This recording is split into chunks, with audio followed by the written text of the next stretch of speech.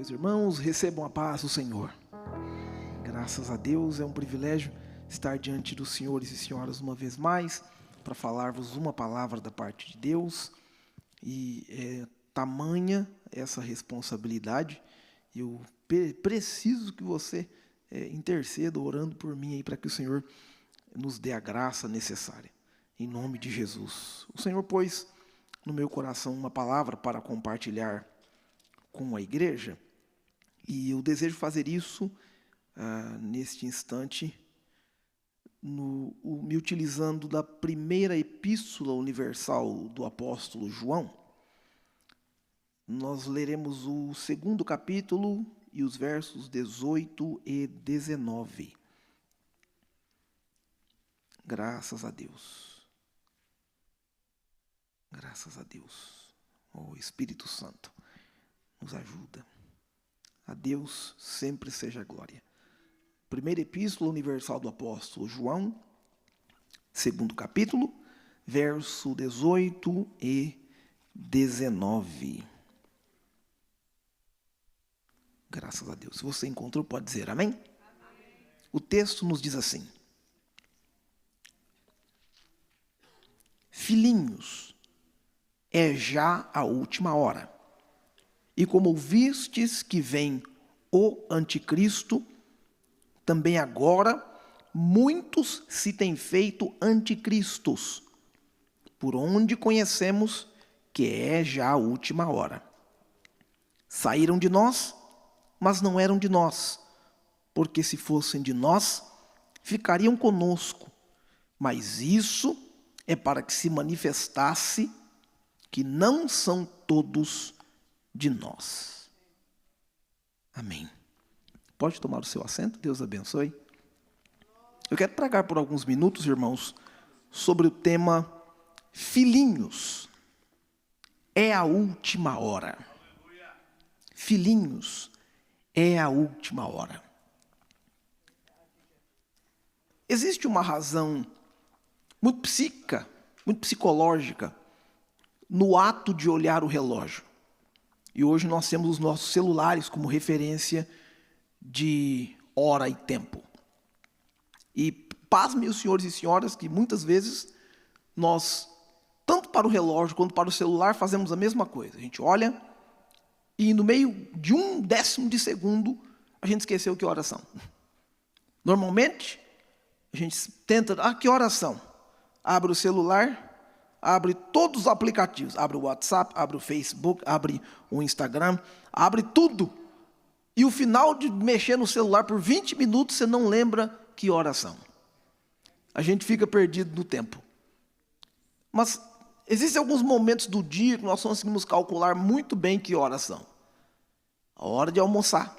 Todo mundo aqui calcula muito bem a hora que é a hora de almoçar, porque nessa hora ninguém pode esquecer que é a hora de se alimentar. A natureza chama, o corpo chama. A hora de dormir. Ninguém aqui pode ignorar o sono, irmãos. Nós não conseguimos ignorar. Você pode, por algum tempinho, tomar um cafezinho, tentar amenizar aquela canseira, dar uma disfarçada, mas a hora que o sono te pega, tem gente que dorme no volante, tem gente que dorme sentado, tem gente que dorme em pé. Quando o sono chega, a hora de dormir, a hora biológica de dormir, ninguém pode ignorar. Essa questão de hora e de tempo é muito reflexiva para o apóstolo, porque ele está dizendo aqui em uma declaração muito feroz à sua igreja em Éfeso. Ele está dizendo: filhinhos, é a última hora. Se vocês olharem no relógio de vocês, é a última hora.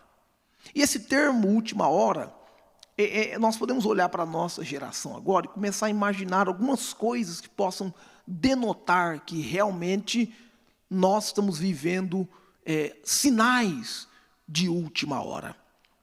Os livros mais lidos desta década são livros sobre ateísmo, livros sobre psicologia e psicanálise, e livros sobre espiritualismo, não necessariamente sobre a fé, mas espiritualismo, uma espiritualidade transcendente, que não está relacionada a Deus.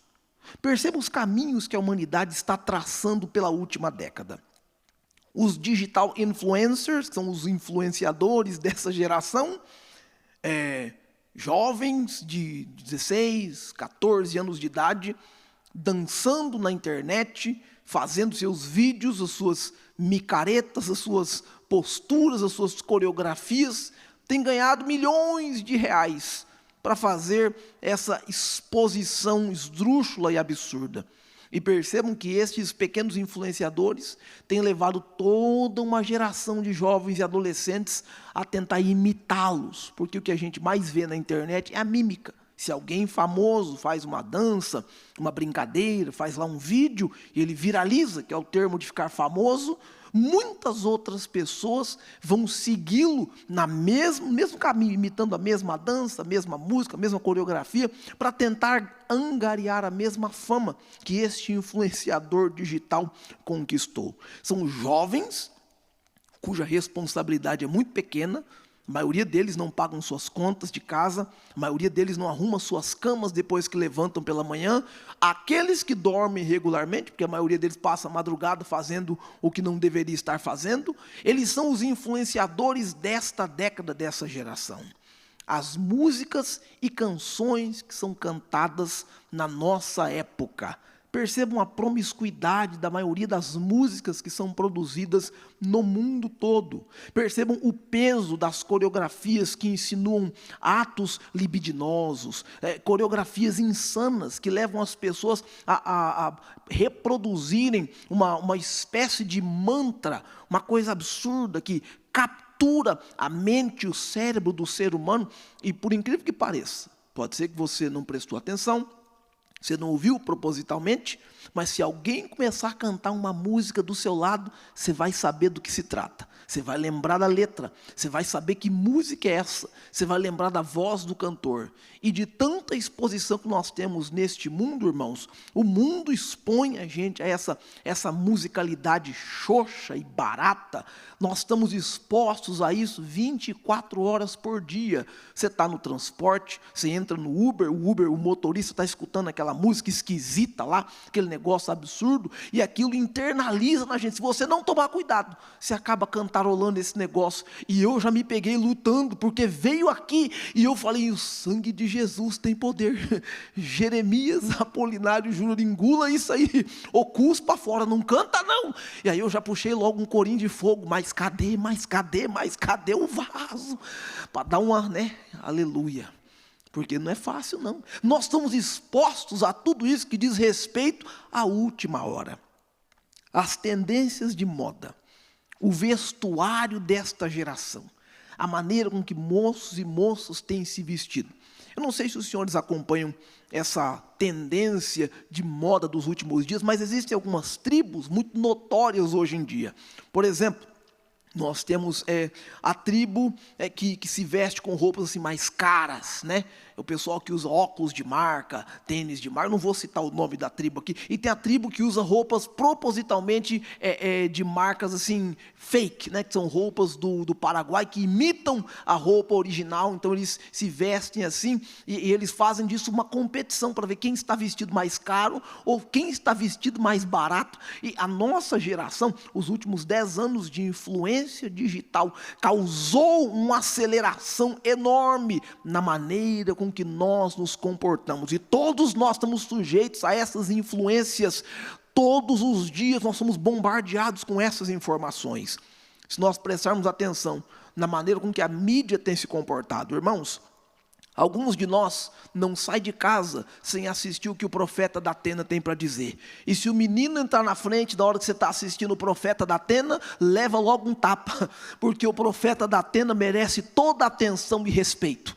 Tinha um outro profeta que faleceu, que Deus o tenha, aonde quer que ele esteja, era mais venerado ainda. Uma geração que foi influenciada pela má notícia, pela notícia ruim. Me dá imagens, e o helicóptero voando, e morreu um aqui, tiro desse lado, 6 pessoas caíram aqui, eu quero imagens de tudo, e a gente fica fissurado pelo que é negativo, porque De alguma forma, nós somos levados, conduzidos e atraídos por aquilo que é negativo, por aquilo que é nefasto. E a mídia aprendeu a dominar-nos por conta dessa influência maléfica e maligna, deixando a gente preso nessa gaiola chamada tira-visão. E tira-visão mesmo, você fica ali sem visão nenhuma, você só vê aquele negócio. As influências dessa última hora são tão fortes, tão pesadas, que às vezes nós não conseguimos resistir.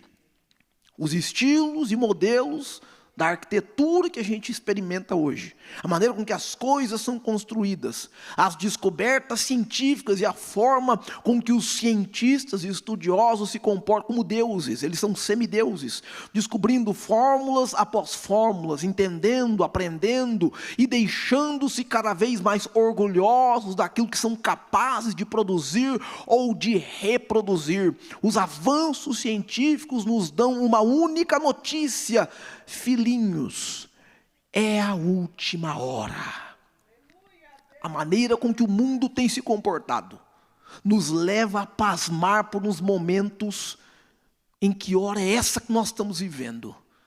E a palavra do Senhor nos revela nas palavras do apóstolo João: filhinhos, é a última hora. Se nós explicarmos este versículo com um pouco mais de calma, de cautela, nós vamos entender que a expressão filhinhos, paidia, que é o grego original dela, no verso 18, o grego ortodoxo vai usar essa expressão, ela vai aparecer em outras menções que o apóstolo João já havia feito. Por exemplo, o Evangelho de João, no capítulo 13, o verso 33, João diz assim: filhinhos, eu ainda permanecerei convosco por pouco tempo, e vós me procurareis. Mas como eu disse aos judeus, agora vos digo: para onde eu vou, vós não podereis ir. Palavras do Senhor Jesus. Na primeira epístola universal do apóstolo João, no segundo capítulo, primeiro verso, João volta a dizer assim: caros filhinhos, estas palavras vos escrevo, para que não pequeis. E se entretanto alguém pecar, temos um advogado junto ao Pai, Cristo Jesus, o justo. Na mesma epístola de João, no capítulo 2, verso 12, ele diz: filhinhos, eu vos escrevo, porque os vossos pecados foram todos perdoados, graças ao nome de Jesus. Na mesma epístola, no capítulo 3, verso 7, João diz: filhinhos, ninguém vos iluda, quem pratica a justiça é justo, assim como ele é justo. No verso 18 do mesmo capítulo 3, João diz assim: filhinhos, não amemos de palavras, nem de boca, mas sim de atitudes e em verdade. No capítulo 4, versículo 4, João volta a dizer: filhinhos, vós sois de Deus, e tendes vencido os falsos profetas, porque maior é aquele que está em vós do que aquele que está no mundo. Na mesma epístola, no capítulo 5, verso 21, João diz: filhinhos, guardai-vos dos ídolos. É uma maneira muito carinhosa que João herda do Senhor Jesus para tratar os eleitos de Deus que estão sob a sua supervisão como um bispo, como um pastor, como um orientador. E ao escrevê-los, ele os trata com muita carícia, com muito amor, com muita cautela. Ele os louva, ele cuida dessas pessoas com muito carinho. É uma expressão de muito amor que ele usa, chamando eles de filhinhos. E para a gente fica traduzido assim mesmo, no diminutivo, filhinhos. É uma expressão de muita carícia, uma expressão de muita amorosidade. Agora preste atenção, porque ele está chamando eles de filhinhos para dar-lhes uma atenção, para precavê-los de que uma advertência enorme vem logo em seguida. Porque o verso 18 continua: é a última hora. Ele os chama de filhinhos, ganha sua atenção e lhes dá uma advertência: é a última hora. É a última hora. E nós temos um entendimento teológico um tanto mais aberto, mais comum. Diversas outras escolas interpretam este texto. Nós podemos sugerir algumas interpretações das mais corretas que lidam com essa questão da última hora. Por exemplo, ela pode simbolizar os últimos anos, ou seja, o Armagedon. Ezequiel 38, verso 8 diz assim: depois de muitos dias serás visitado. Nos últimos anos virás à terra que é restaurada da guerra. E onde foi o povo congregado entre muitos povos aos montes de Israel, que haviam estado desertos por longo tempo, mas aquela terra foi tirada dentre os povos, e todos os seus moradores estão agora seguros. Após a grande batalha, considera-se em uma das interpretações que esta é a última hora. Existe também uma interpretação que lida com a última hora sendo os últimos dias, falando da futura tribulação. Esse texto pode ser citado de Deuteronômio capítulo 4, verso 30.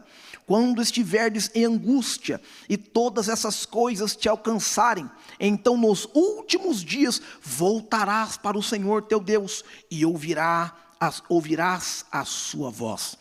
Um acréscimo para essa interpretação vem de Jeremias, capítulo 30, verso 24. Não retrocederá o furor da ira do Senhor, até que ele tenha executado, e até que tenha cumprido os desígnios do seu coração. Nos últimos dias entendereis isto. A última hora pode ser interpretada também como os últimos dias, sendo o primeiro advento, ou seja, o advento do arrebatamento.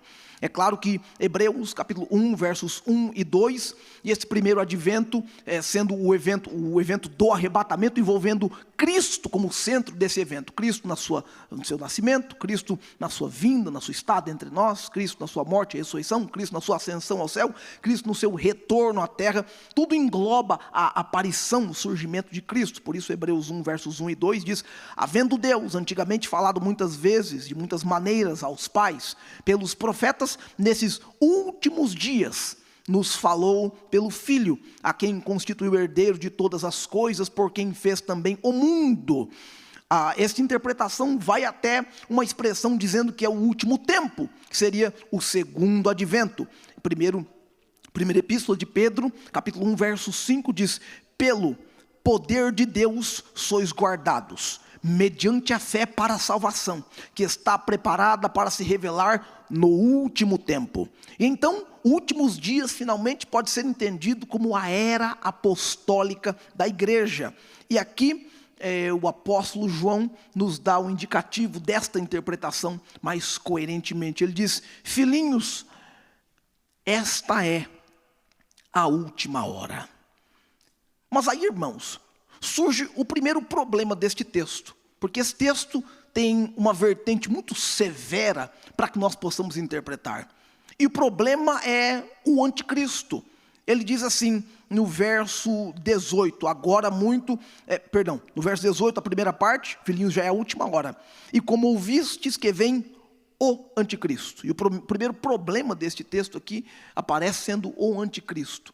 Meus irmãos, ao olharmos para a nossa geração, nós podemos observar que João está nos advertindo que esta última hora, porque vem o anticristo. O anticristo é um problema muito sério, porque ele tem diversas menções, existem pelo menos 27 menções, 27 características dadas ao anticristo em toda a Bíblia Sagrada. Textos do livro do profeta Daniel, textos do próprio livro do Apocalipse, está falando dessa questão. Ele não está dizendo falso Cristo, ele está dizendo o anticristo. Então é uma pessoa única, porque falsos cristos são muitos, mas o anticristo é o artigo definido, uma única pessoa, o anticristo. E ele está trazendo para a gente que ele é o problema um dos primeiros problemas desse texto, é claro. E ele vai dizer que ele é sobre e contra. Ele vai dizer que ele é contra que ele é recíproco a estar contra, ele é propenso a estar contra qualquer coisa que se relacione a Cristo. Por isso a palavra anticristo. E as características de se opor a Cristo, o anticristo tem um plano nefasto e maligno. Nas suas características nós podemos encontrar no livro do profeta Daniel, o capítulo 7, no verso 7, dizendo que ele vem entre os 10 reinos do Império Romano restaurado, e em breve, profeticamente, isso há de se cumprir. Há uma característica ligada com a dominação de 3 reinos, que ele tem domínio sobre 3 reinos imediatos. Há uma outra característica que diz que ele é diferente de outros reis, de acordo com Daniel 7, verso 24. Diz que ele fará coisas espantosas, Daniel 7, verso verso 8, ele vai blasfemar contra Deus, Daniel 7, verso 25, ele vai oprimir os santos e será bem sucedido por 3 anos, Daniel 7, verso 25, combinado com Apocalipse 13, versículo 7. Ele não responderá a uma autoridade terrena, ele vai fazer o que quiser. Então, combina-se com Daniel 11, verso 36. O anticristo e o seu companheiro falso profeta reivindicarão ser o Cristo. Isso Jesus prega em Mateus 24, versos de 21 a 28. Ele vai alegar que Jesus não veio em carne e osso, vai dizer que Jesus não ressuscitou. E isso é, segundo a epístola de João, versículo 7. Ele vai negar que Jesus é o Messias, em 1 João, o capítulo 2, versos 22. São todas características deste ser, deste anticristo, e ele será habilitado pelo diabo em pessoa. Apocalipse 13, versículo 2. Surge então o segundo problema desse texto, porque ele menciona o anticristo que tem chegado, mas aí ele menciona já, agora, muitos se têm feito anticristos. Tem um anticristo. E agora se multiplicou o problema, porque de um, agora são vários anticristos. Até então era um só, o malvado, o maligno, agora são vários. O que nós fazemos, porque o problema aumentou muito, são muitos anticristos. E o texto de 1 João, o capítulo 4, verso 3 diz: e todo espírito que não confessa que Jesus Cristo veio em carne, que não é de Deus, mas este é o espírito do anticristo, do qual já ouvistes que há de vir, e eis que já está no mundo. O problema está em que o anticristo, se revelando, não está só, mas ele se multiplica, ele forma anticristos, da mesma forma em que o nosso Senhor, nosso Deus, através da sua igreja, forma seus discípulos, os seus seguidores, os seus filhos, os seus amados, a sua eleita igreja. O anticristo, ou aquele que é habilitado por Satanás, tem a habilidade de formar anticristos, de disseminar a sua ideia, de disseminar a sua doutrina, que é completamente oposta ao que Cristo prega, ao que Cristo é, ao que Cristo agrega. E agora, seguindo no texto, existe um terceiro problema, porque o verso 19 diz assim: saíram de nós, mas não eram de nós. É como se estes anticristos agora revelados tenham saído do meio daqueles chamados eleitos de Deus, tenham saído do meio dos filhinhos. Mas que problemática absurda é essa, querido apóstolo João? Primeiro o Senhor nos diz que agora é a última hora. Em seguida, o Senhor diz que é a última hora porque o anticristo chegou. E o Senhor afina o problema dizendo que já muitos anticristos têm aparecido, que são similares a este anticristo, que vem com o poderio do inimigo, o poderio do maligno. E então o Senhor sugere que esse comportamento do anticristo, essas pessoas aí que são os anticristos, saíram de nós. Como assim? Explica para a gente, querido apóstolo. Olha, algumas perguntas podem surgir, porque se ele diz a expressão saíram de nós, a gente pode ficar preocupado, porque será que João está falando de alguém que mudou de igreja? Porque saíram de nós, a gente pode olhar para alguém que mudou de igreja e dizer: não, saíram de nós, está vendo? É o anticristo. Irmão, igreja que o irmão está? Ah, não estou mais nessa, estou em outra. Ah, então o irmão é o anticristo. Será que é disso que João está falando? Será que ele está falando de quem mudou de igreja? Então a gente tem que ficar um pouco preocupado, que nós temos aqui alguns pastores, que já trocaram de igreja, já foram mudados de igreja. Então, será que João está falando que esse pessoal que muda de igreja? Não pode ser. Não tem como João estar falando de alguém que muda de igreja ser o anticristo. Ele mesmo mudou de igreja algumas vezes, assistiu algumas comunidades. Ele não pode estar falando de alguém que saiu de nós, no sentido de alguém que mudou de igreja. Será que ele está falando de alguém que foi rejeitado pela comunidade cristã, rejeitado pela igreja? Porque há circunstâncias, há situação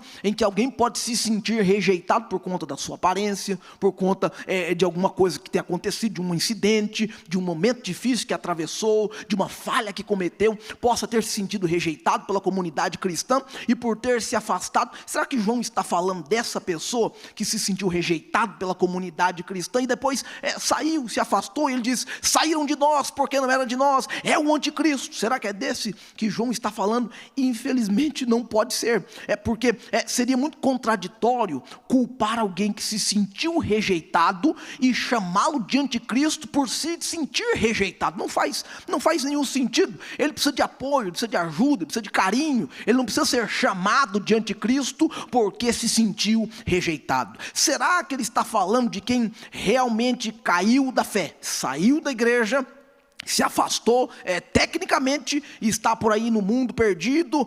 Não, também não pode ser, porque ele escreve aos filhinhos sobre a pregação do evangelho. Ele escreve aos filhinhos, o capítulo 1, verso 7 e verso 9, que nós temos um advogado, se pecarmos, um advogado junto com o Pai, Jesus Cristo, o justo.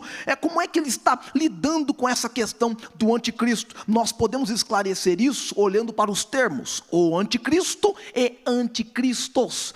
Anticristo é uma pessoa, uma figura habilitada pelo maligno. Daniel 11, Daniel 7, Apocalipse 13 dão uma descrição desta pessoa. Mas os anticristos, eles recebem um nome, uma nomenclatura mais clássica. E eu quero apelar para esse texto agora, trazendo para o nosso coração o entendimento de com quem é que João está falando. João está falando dos fariseus. Não há um exemplo mais claro de anticristos do que a imagem do fariseu, a figura do fariseu, a característica do fariseu, aquele que diz, mas não é, aquele que pensa, mas não é, aquele que pretende, mas não é, aquele que está se achando, mas infelizmente ele não consegue atingir o nível, o patamar de pureza, de justiça que ele mesmo anuncia. E eu quero pregar ao nosso coração aqui essa noite, porque nós não podemos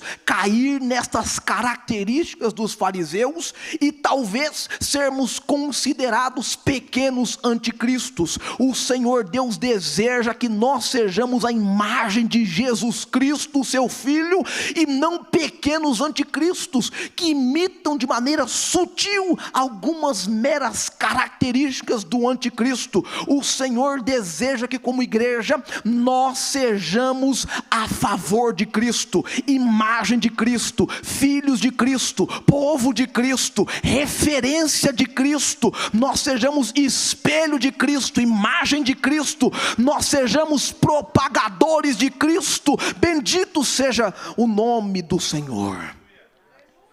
As palavras de Jesus nos versos 13, 14, 15, 23, 25, 27 e 29 de São Mateus, capítulo 23, ele diz assim: ai de vós, escribas e fariseus, ai de vós, ai de vós, ai de vós, ai de vós. E eu sugiro que nós façamos semelhante a Isaías, que quando começa o capítulo 1, 2, 3, 4, 5 de seu livro, Isaías está dizendo: ai do Egito, ai de Tiro, ai de Sidom, ai da Síria, ai da Etiópia, ai de todo mundo. Aí no capítulo 6, quando ele viu o Senhor assentado em um alto e sublime trono, e os serafins estavam acima dele, voando, dizendo: santo, santo, santo, a orla do manto de Deus enchia o templo. Ele viu a glória do Senhor, ele gritou: ai de mim. A gente precisa fazer isso. Ai de mim, ai de mim, ai de mim, ai de mim. Nós temos que olhar o espelho que Jesus está dando acerca dos fariseus e olhar para isso e começar a limpar em nós tudo aquilo que pode trazer alguma semelhança com as características deste povo absurdo que eram os fariseus. Os evangelhos estão cheios de controvérsias e disputas entre Jesus e os fariseus. Pelo menos 16 vezes Jesus contendeu face a face com eles e disputou sobre as escrituras, sobre a lei de Deus, sobre a palavra do Senhor, sobre a tradição dos anciãos. Quem eram estes e por que Jesus brigava tanto com eles? Os fariseus. Era um grupo religioso e ele se originou séculos antes de Cristo. Líderes de um movimento que tentavam trazer o povo de volta à submissão à palavra, mas também submissão à tradição dos rabinos, que haviam interpretado as escrituras a cada um à sua maneira. E por diversas maneiras, sinagogas contendiam com sinagogas acerca da interpretação de devido texto. E isso se parece bastante semelhante com as disputas que nós temos nos dias de hoje. Sinagoga disputando com sinagoga sobre a interpretação de uma situação que um rabino havia escrito há muito tempo. Parece um pouco com algumas situações que nós enfrentamos nos dias de hoje. Os fariseus não seguiam somente a lei oral, a lei escrita de Deus, que são os 613 mandamentos contidos de Gênesis a Deuteronômio, e que são os 238 negativos e os 366 positivos, divididos nessa lei. Eles seguiam a tradição dos anciãos, a tradição dos rabinos. Era mais importante, era mais coerente que alguém já havia interpretado a lei e eles pegassem essa interpretação, do que descer na oração, na consagração, ter um relacionamento direto com Deus e receber uma interpretação genuína daquilo que nosso Deus havia deixado escrito. Jesus não seguiu a tradição dos fariseus, e aí eles começaram a atacar Jesus. Todo dia Jesus sofria um ataque, todo dia Jesus sofria uma avalanche de falas, uma avalanche de situações. Eles iam com perguntas, com questionamentos, mas Jesus os respondia firmemente, porque Jesus estava balizado na palavra. Os fariseus tinham algumas características e eles, em primeiro lugar, buscavam ser honrados. Jesus condenou o interesse dos fariseus de impressionar aos outros em Mateus 23, versos de 5 até o 12. Jesus disse que eles deveriam buscar os últimos lugares ao invés dos primeiros lugares. Irmãos, infelizmente, o inimigo ainda consegue lançar fagulhas de orgulho no nosso coração, e de vez em quando a gente se pega agindo parecendo um fariseu. Mas que Deus tenha misericórdia da gente, que Deus tenha piedade da nossa alma, que Deus tenha misericórdia de mim, porque o orgulho precisa sair da minha vida, o orgulho precisa sair da nossa vida. Nós não seremos contados com os fariseus, nós seremos contados com os filhos genuínos de Deus, os filhinhos a quem Jesus direcionou a sua palavra. Os fariseus, em uma segunda característica, também amavam dinheiro. Os fariseus eram cobiçosos. Lucas 16, verso 14, Jesus acusa eles de roubalheira. E aí em Mateus 23, 25, ele acusa eles de devorar as casas das viúvas. E é difícil saber como é que eles devoravam as casas das viúvas, mas talvez persuadindo elas a fazerem grandes doações, a entregarem tudo que tinham em benefício do templo, da construção, da reforma, ou talvez até da nova construção que estava às beiras do templo. E eles tinham esta gana, esta sanha por valores, por finanças. Então Jesus completa uma terceira característica, que eles viviam de maneira hipócrita. Os fariseus eram falsos, pretendiam ser algo que não eram. Eles limpavam minuciosamente o exterior, a parte que as pessoas podiam ver, mas negligenciavam a justiça interior, a parte que ninguém poderia ver. Eles invertiam o que era racional. Uma vez que o pecado começa no coração, a operação da limpeza tem que começar no coração também. Eles invertiam isso e diziam que era preciso limpar apenas por fora, visto que era exatamente o que eles faziam. Eles usavam esta retórica para provar às pessoas de que, por sua exterioridade, seu estereótipo, por estarem sempre bem apresentados, estarem com os filactérios enrolados na mão, e aí terem o braço todo torcido, para lembrarem-se de orar e jejuar, andarem com a estola na cabeça por aí, às vezes começaram um jejum do nada, lançar terra sobre o rosto, ficar pelas ruas todo perdido e gritando: estou em jejum, não me toquem porque eu estou santificado. Os fariseus tinham esta característica de demonstrar uma hipocrisia exterior, de dizer para alguém que estavam muito bem, que estavam perfeitos, que estavam em perfeita ordem, perfeita habilidade. Eles tinham esta característica característica de tentar provar, tentar mesclar para a sociedade à sua volta que eles estavam muito bem obrigados. E Jesus olhava os fariseus, e muitas vezes o texto bíblico diz, e Jesus conhecendo o coração deles. Deus não vê como vê o homem. A gente olha a aparência, olha o terno, olha a gravata, se o nó está bem feito, olha se o sapato está lustrado, olha se a postura está correta, olha se o vocabulário está bem feito. Mas Deus vai além do que a gente vê. Deus enxerga o coração, o interior do ser humano, e Deus sabe o que é que tem lá dentro. Deus sabe se está certo ou se está errado. Bendito seja o Deus que olha o nosso coração. Aleluia, aleluia. Uma quinta característica dos fariseus é que Jesus expõe em Mateus 13 dizendo que eles eram cegos. E esta cegueira não era a cegueira física. Jesus fala da cegueira espiritual. Eles não conseguiam ver Deus em nada. Eles só viam carne, só viam luta, só viam treva, só viam dificuldade, só viam desafio, só viam derrota, só viam treva, só viam pecado, só viam erro. Todo mundo estava reprovado diante dos fariseus. Ninguém estava diante deles com uma fagulha de bondade. Ninguém poderia passar diante deles como alguém que estava bem, que estava puro, ou que na sua métrica, na sua régua, poderia chegar ao paraíso divino preparado por Jeová. Jesus expõe a cegueira dos fariseus, não da perspectiva humana, mas da perspectiva bíblica. Jesus diz: vocês são cegos porque vocês estão olhando as escrituras superficialmente. Se vocês examinarem as escrituras, vocês vão ver que elas testificam de mim. Oh, aleluia! Jesus era constantemente deturpado em suas palavras. Jesus dizia A, o fariseu cego dizia B. Jesus dizia B, o fariseu cego dizia A. E ele fazia de propósito, porque por ter a sua visão das escrituras turva, sua visão completamente negada, sua visão completamente obscura, o fariseu não sabia discernir o certo do errado.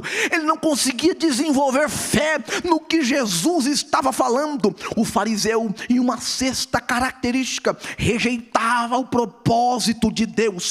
Todo o povo ouviu, até os republicanos reconheceram a justiça de Deus que apareceu no batismo de João, mas os fariseus se recusavam a ver. Eles rejeitavam o propósito de Deus na vida do apóstolo, eles rejeitavam o propósito de Deus na vida de Jesus, rejeitavam o propósito de Deus na vida de João Batista, o profeta. Ninguém valia a pena, ninguém valia nada. O fariseu tinha em si a característica específica que nós podemos considerar a mais direcionada, a mais relacionada com o que o anticristo tem em propósito de fazer, porque o anticristo é contra a palavra de Deus. O fariseu não é diferente. O anticristo era contra o propósito de Deus, o fariseu não era diferente. O anticristo era contra as santas escrituras, e ele tinha a visão deturpada contra o que Deus deveria explicar, ou que Deus explicava nas escrituras. O fariseu não era diferente. Muitas características do anticristo estavam reveladas no fariseu, e é por isso que João pode chamar claramente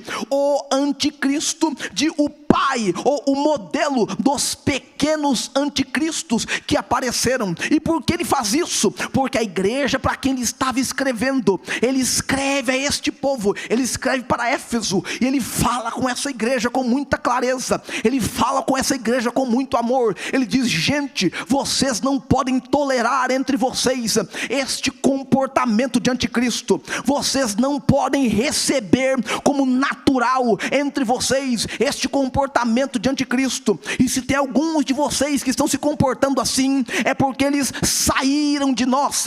Eles não saíram em termos de localização geográfica, eles saíram em termos de propósito. Eles estão aqui, mas saíram do propósito. Eles estão dentro da gente, mas saíram da visão. Eles estão do nosso lado, mas abdicaram do que Deus havia chamado para ser o evangelho genuíno. Vocês precisam ficar alertas, porque já muitos anticristos têm aparecido, já muitos anticristos têm se revelado, e o farisaísmo era exatamente o que o apóstolo João estava combatendo. É por isso que ele vai trazer no verso 20 a grande solução contra toda essa situação. Porque que o anticristo vem é verdade, que os anticristos se manifestam é verdade, que os fariseus aparecem é verdade, que as características de todos eles estão enumeradas aqui, aparecem é verdade. Mas João traz uma solução, e eu quero compartilhar ao seu coração humildemente agora, porque foi o que Deus falou comigo. O verso 20 diz assim: e vós tendes a unção que vem do santo, e sabeis tudo. Só tem um jeito de lidar com os anticristos, só tem um jeito de lidar com o anticristo, só tem um jeito de lidar com os fariseus, é debaixo da unção que vem do santo, é debaixo da unção de Deus, porque a unção de Deus despedaça o jugo, a unção de Deus quebra o laço, a unção de Deus arrebenta o tradicionalismo, a unção de Deus valoriza a tradição, porque a tradição é a fé viva daqueles que já morreram, mas o tradicionalismo é a fé morta daqueles que ainda vivem. Então a unção de Deus chega e arrebenta com aquilo que está errado, a unção de Deus chacoalha a gente, a unção de Deus liberta o crente, a unção de Deus quebra o jugo, a unção de Deus tira o laço, a unção de Deus impede que o inimigo se manifeste, e se ele manifestar, a unção de Deus arranca ele para fora, a unção de Deus levanta o crente, a unção de Deus cura a ferida, a unção de Deus liberta da depressão, liberta da opressão, liberta da possessão, a unção de Deus chega e tira o laço, a unção de Deus desamarra o que está preso, a unção de Deus liberta, a unção de Deus capacita, a unção de Deus levanta, a unção de Deus ajuda, a unção de Deus é necessária, aleluia! A unção de Deus é o remédio para a nossa geração. Nós venceremos o espírito do anticristo, nós venceremos os falsos profetas, nós venceremos o farisaísmo, nós venceremos em nós mesmos as características negativas que estão nos atrapalhando de chegar mais perto de Deus. É na unção do Espírito Santo. Vós tendes a unção que vem do santo, e sabe, a unção de Deus está conosco. Eu quero pregar ao seu coração hoje que nós precisamos nunca como nunca antes receber porções dobradas, quadruplicadas da unção de Deus. Tem unção separada para você, tem unção separada para a sua casa, tem unção separada para o seu ministério, tem unção separada para a sua família. Não vai funcionar, nenhuma ferramenta pode ser até forjada, mas não vai funcionar, porque a unção de Deus está sobre você. Há uma unção sobre a sua vida, diga aleluia. Oh, glória ao nome de Jesus. A unção do santo nos faz saber que já é a última hora, e quais são as atitudes que nós precisamos tomar nessa última hora. A unção de Deus dá habilidade para você lidar com as situações na sua congregação. A unção de Deus te dá capacidade para saber o tempo, para saber as eras, saber as datas, saber como é que se comporta neste momento. E você não fará isso de uma perspectiva unicamente acadêmica, não são só pesquisas, jornais. Você vai fazer isso debaixo da unção de Deus, porque a unção revela o que tem que se fazer, a unção revela o que você precisa fazer, a unção revela, a unção elucida aquilo que está obscuro, que está escondido. A unção traz a luz, e você vai fazer aquilo que pela unção de Deus Ele te conceder. Vai dar certo, vai funcionar, porque você está debaixo da unção de Deus.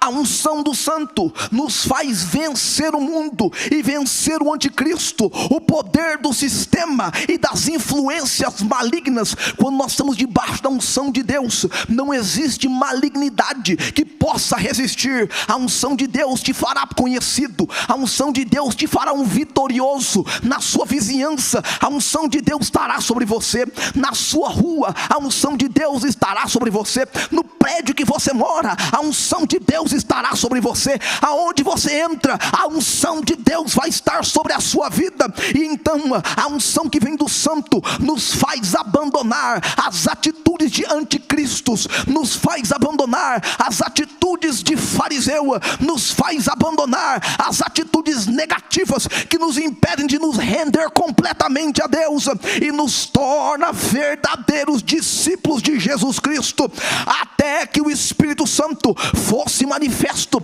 Em Atos capítulo 2, Jesus havia dado aos discípulos, em São João capítulo 20, um sabor, havia dado a eles um gosto do que seria a unção. Jesus soprou sobre eles, oh aleluia, eles sentiram um calafrio, um arrepio, mas quando chegou Atos 2, veio o Espírito Santo sobre eles, a unção foi completa, a unção se cumpriu, a unção foi perfeita, e nunca mais a unção saiu da igreja. Se você está com o coração abalado, abatido, você só precisa da unção de Deus, você só precisa da unção de Deus. A unção de Deus te toca aqui essa noite, o Senhor te levanta aqui essa noite, a unção está sobre você. Nós sabemos de tudo pela unção que vem de Deus. Oh, glória ao nome do Senhor Jesus.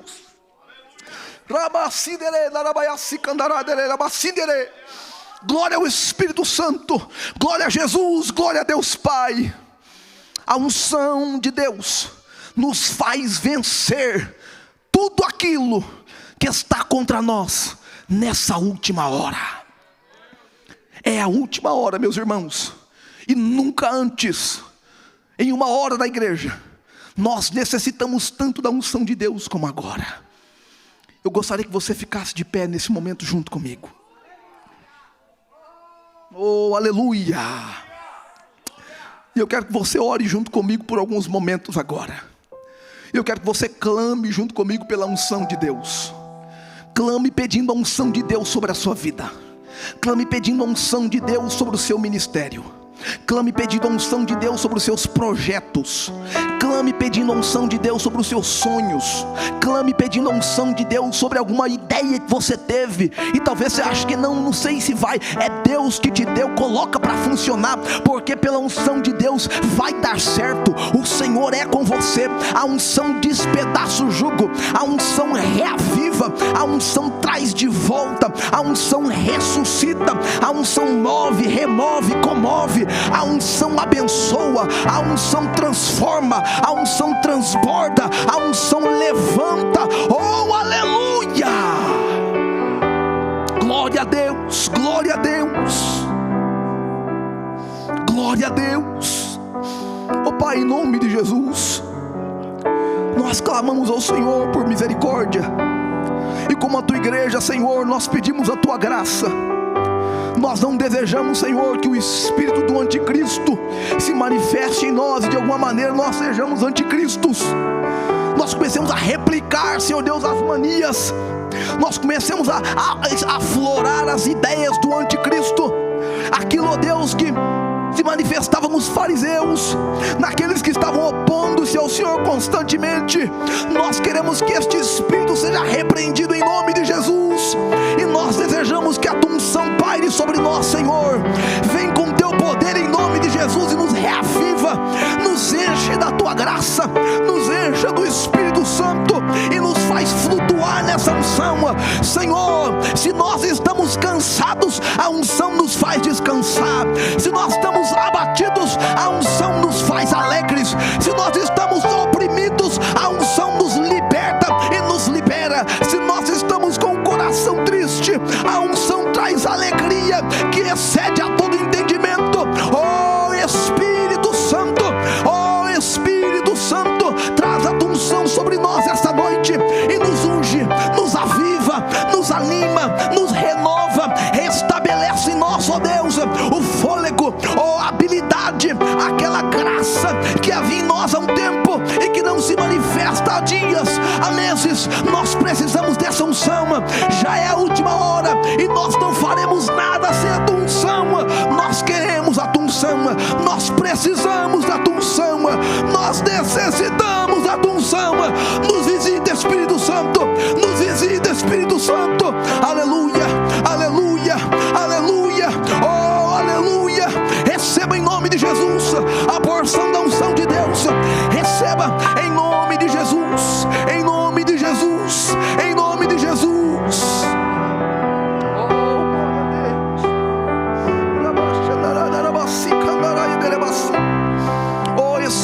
Santo. Bendito seja o Senhor neste momento.